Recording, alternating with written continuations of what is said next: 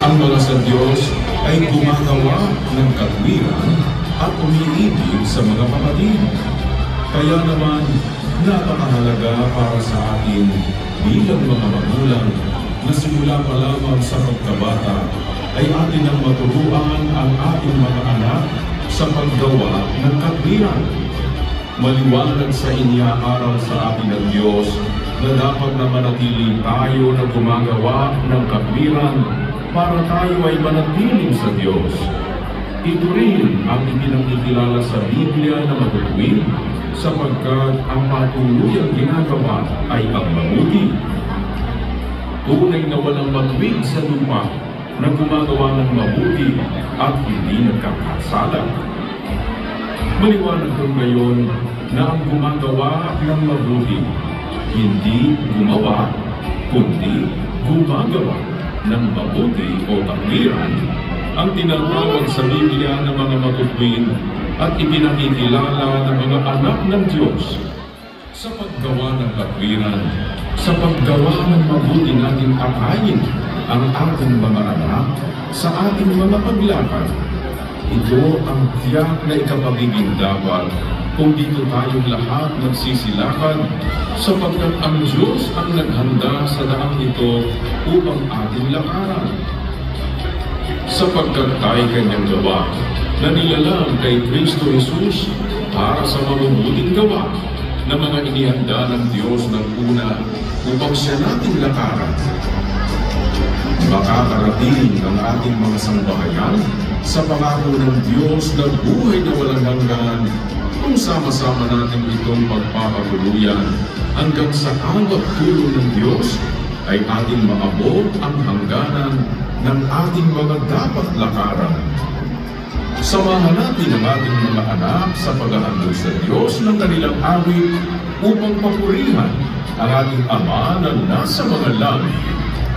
Narito ang bilang ng LCGI Kids and Teens.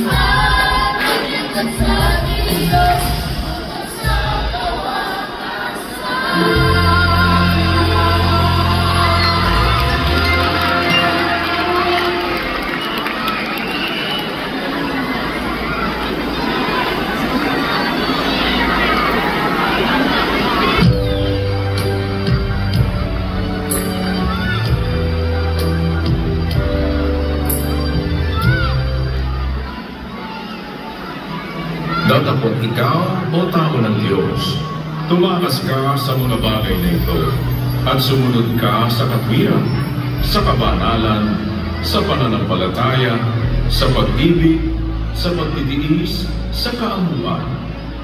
Ang mga tao ng Diyos ay tinuturuang sumunod sa katwiran, sa kabanalan, sa pananampalataya, sa pag-ibig, sa pagtitiis, sa kaamuan, sapagkat ang sumusunod